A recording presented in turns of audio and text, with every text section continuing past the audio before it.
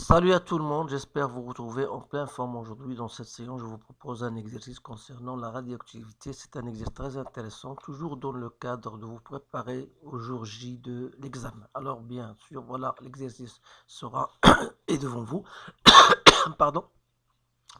Prendre, Prenez le temps nécessaire pour le relire convenablement, pour y répondre aux questions différentes, bien sûr en se basant sur ce que vous avez vu dans votre cours.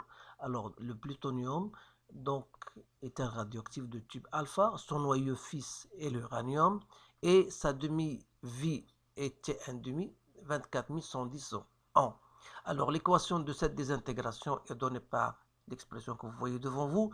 Alors, trouvez les valeurs de Z et de A, donnez la définition de la demi-vie, donnez la loi de la désintégration radioactive et démontrer que T1,5 est égal à taux Ln2. On pose maintenant R égale à le nombre de noyaux de l'uranium sur le nombre de noyaux de plutonium. À l'instant T, démontrer que T égale à taux Ln de 1 plus R. Un échantillon de plutonium de masse initiale M0 égale 47,4 grammes. Calculer son activité initiale ainsi que son activité à l'instant T1 égale à 5 T1,5. On vous donne bien sûr l'expression de l'activité en fonction du temps. Alors calculer l'énergie de liaison du plutonium et déduire l'énergie delta E de cette réaction de désintégration. Donc voilà, 6 questions bien sûr sont plus ou moins simples, donc il suffit tout simplement d'appliquer ce que vous avez vu dans votre cours. Alors je passe maintenant à la correction. Alors la première question c'était de trouver les valeurs de Z et A. Alors bien sûr, vous savez que la méthode, on se base toujours sur la relation de Soddy, donc on va dire tout simplement d'après la loi de Soddy, on peut dire, voilà, c'est-à-dire on a A plus 4, les termes qui sont au haut, donc 4 plus A égale bien sûr 239, et vous aurez Z plus 2 égale à 94. Alors à partir de ce système, c'est très simple, donc vous allez déterminer A, c'est 239 moins 4, donc soit 235, et vous avez Z égale à 92. Donc voilà ce que vous devez connaître. Alors une fois ceci est fait, donc on va passer maintenant à la deuxième question. Donner la définition de la demi-vie. Alors bien sûr, donc vous allez retrouver plusieurs définitions, mais je vous propose celle-ci. Donc on va dire que la demi-vie d'une substance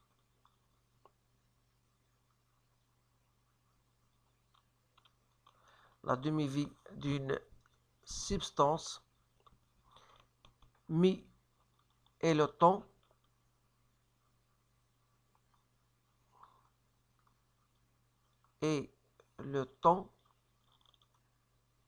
mis pour perdre la moitié des noyaux de cette substance. Bien sûr, les noyaux initialement présents.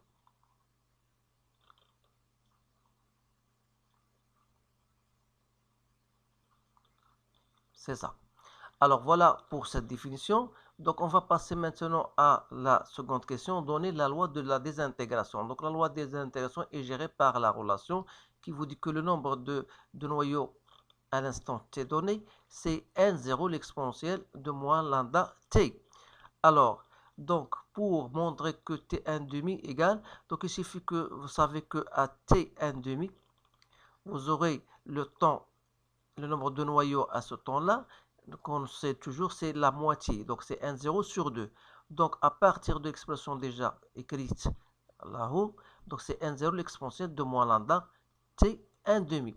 Alors, on pourrait simplifier. Donc, ce qui va nous donner moins lambda t 1,5 est égal à 1,5. Donc, si je passe au logarithme de part et d'autre, j'aurai donc ln de l'exponentielle de moins lambda t 1,5 est égal à ln de 1,5. C'est-à-dire moins lambda T1,5 est égal à moins ln de 2. Et par suite, je détermine alors T1 demi égale à quoi? Est égal à ln de 2 sur lambda. Connaissant taux est égal à 1 sur lambda, alors j'exprime donc T1 demi égale à quoi? Est égal à taux fois ln de 2. Donc voilà, votre relation, elle est bien montrée, bien sûr. Donc c'est une question simple. Alors maintenant, je passe à la quatrième question. Donc la quatrième question, voilà, on vous donne, voilà, et on vous montre de montrer cela. Alors là, il faut savoir quand même que le nombre initial, le nombre de noyaux au plutonium, avant la désintégration, donc lorsqu'il va désintégrer, il va nous donner un certain nombre de plutonium désintégré, et plus le nombre d'uranium, parce que c'est ce qui va nous donner, bien sûr, après désintégration. Alors, si je fais N0 PU se divise par N PU de part et d'autre. Donc ici j'aurai 1 plus N U sur N PU. Alors si je continue, bien sûr, après savoir que le nombre de noyaux de plutonium est donné par la relation déjà faite, donc c'est N0 de PU fois l'exponentielle de moins lambda T. C'est-à-dire que N0 de PU, à partir de cette relation-là, n'est autre que N PU sur l'exponentielle de moins lambda T. C'est-à-dire N de PU fois l'exponentielle de lambda T. Alors de là, je tire N0 PU sur N PU qui est égal à l'exponentielle de lambda t, c'est-à-dire à partir de cette relation-là, on sait que, voilà cette relation-là que j'ai marquée par étoile, donc je vais remplacer ces n, 1 plus n de l'uranium sur n du plutonium, donc soit 1 plus R, parce que ça c'est R. Alors, je passe à le logarithme de l'exponentielle, c'est lambda t, donc sera égal à ln de 1 plus R. Et par conséquent, T égale à quoi? Est égal à ln de 1 plus R que je divise par lambda. Sachant que 1 sur lambda est égal à taux, donc ça reste ln de 1 plus R. Donc voilà, donc taux est égal, T est égal à taux ln de 1 plus R. Donc voilà votre expression. Alors maintenant, je passe à la question suivante, question 5. On vous demande, à partir d'un échantillon du plutonium de masse initiale, calculer son activité à 0. Donc vous savez bien sûr que l'activité est donnée par la relation A de T est égale à A0 l'exponentielle de moins lambda T. Donc vous savez bien sûr d'autre part qu'on a N de T, c'est quoi? C'est N0 l'exponentielle de moins lambda T. Normalement, A de T n'est autre par définition que la dérivée du nombre de noyaux par rapport au temps.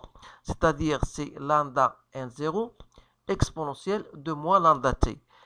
Voilà, comme A de T, ça, on sait que c'est A0 l'exponentielle de moins lambda T. Alors là, je peux tirer l'expression de A0 qui n'est autre que lambda N0. Alors bien sûr, ça, je vous ai montré l'expression de A0, mais pour cette question, vous pouvez même sans la montrer, passer directement à la relation, connaissons cette relation. Alors là, le but, c'était de déterminer lambda. Connaissons T1 demi, c'est ln de 2 sur lambda. Alors lambda est égal à ln de 2 sur T1 demi. Et par suite, donc A0 n'est autre que N0 fois ln de 2 sur T1 demi. Voilà, donc on a A0, donc il suffit ici il nous reste maintenant de déterminer N0. Connaissons une relation que vous connaissez tous, c'est que le nombre de noyaux est égal à N fois Na, nombre d'Avogadro. C'est-à-dire, si je cherche N0, N0 sera le nombre de moles M0, N0, c'est-à-dire c'est la masse M0 sur la masse molaire fois Na. Alors, à partir de cette relation, donc je vais noter N0 n'est autre que M0 sur la masse du plutonium fois le nombre d'Avogadro. Il me reste ln2 sur T1 demi. Donc, il suffit de remplacer, bien sûr, pour calculer A0. Donc, il ne reste pas d'espace. Donc, je vais tout simplement remplacer ici. En remplaçant, j'ai trouvé Donc, essayez de le refaire vous-même. Donc, ici, il faut faire très attention, bien sûr, au T1,5 parce que ce temps-là est donné en long. Alors, bien sûr, il faut convertir long en secondes, sachant que long est égal à 365 jours. Et qui dit 365 jours, c'est-à-dire 24 heures, vous allez multiplier 365 par 24, puis fois 3600 secondes, parce qu'une heure était 3600 secondes. Alors, j'ai trouvé, donc essayez de le refaire pour vous assurer, donc j'ai trouvé 10 à la puissance 11 becquerel. Alors voilà pour cette valeur-là. Donc maintenant, pour déterminer, bien sûr, A, je m'excuse parce que je n'ai pas laissé d'espace, malheureusement. Donc, mais je vais l'écrire en une autre couleur. Donc, je vais prendre la couleur rouge, si vous voulez. Donc, pour A de T, donc je sais que A A1 à instant T1 égale à quoi? Est égal à A0, l'exponentielle de moins lambda T1. Alors, est égal à quoi? C'est-à-dire que A1 à T1 égale à quoi? Est égal à A0. Alors, puisque l'exponentielle de moins lambda, alors T1 est donné par 5 T1 demi. Et comme lambda est égal à ln de 2 sur T1 demi, donc vous aurez une simplification. Donc, ça va vous donner en fin de compte moins 5 ln de 2. Connaissant A0 et connaissant la valeur, donc vous allez faire votre calcul. J'ai trouvé 3, 10 à la puissance 9 becquerel. Alors je m'excuse parce que je n'ai pas laissé d'espace. Donc vous allez faire tout simplement un calcul avec, en utilisant votre calculatrice. Alors je passe maintenant à la question, dernière question, c'était la question 6. Alors ici, on vous demande de déterminer l'énergie de liaison.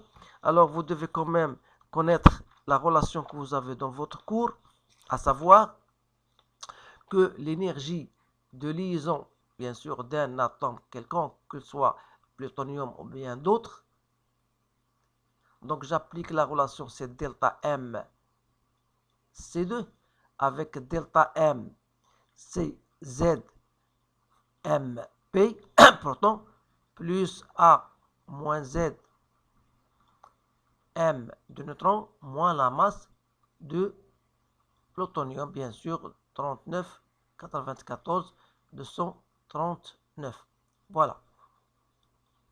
Alors, il suffit de calculer donc delta M.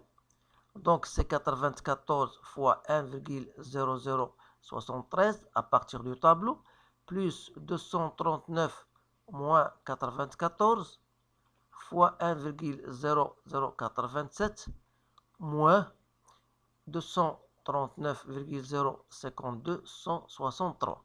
Alors bien sûr, j'ai trouvé 1,7955 U. Et vous savez que U, d'après le tableau unité, donc il faut multiplier par 931,5 divisé par C2. Alors là, une fois ceci est fait, donc l'énergie de liaison sera donc égale, bien sûr, du plutonium,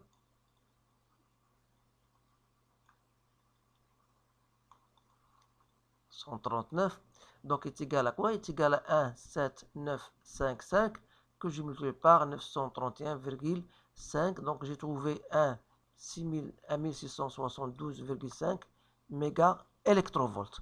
Alors, pour en déduire l'énergie delta E de désintégration, je vais la considérer en valeur absolue. Donc c'est l'énergie de liaison des réactifs initiales, c'est-à-dire PU, moins l'énergie de liaison des produits, c'est-à-dire de l'uranium, et l'énergie de liaison de l'hélium. Donc, c'est-à-dire, c'est 1672,5 moins 1771,9 plus 28,3. Donc, j'ai trouvé 127,7 mégaélectrovolts. Donc, j'espère que ce résultat est bien correcte. Donc, essayez-vous, bien sûr, essayez la refaire. Et s'il y a une erreur, je vous demande pardon. Donc, voilà pour cette dernière question. Donc, on a calculé l'énergie de la désintégration en utilisant, bien sûr, l'énergie des liaisons. Alors, si vous voulez, bien sûr, d'autres exercices que j'ai déjà lancés dans ma chaîne, donc essayez de les revoir. Bien sûr, ce sont des exercices bien sélectionnés, soit en arabe, soit en français. Donc, vous pouvez entrer dans ma chaîne et vous allez directement la playlist concernant la radioactivité et vous allez bien sûr trouver un certain nombre de sujets déjà proposés, bien sûr. Donc, je vous encourage de les revoir. Alors, je vous souhaite une bonne chance et je vous dis à bientôt.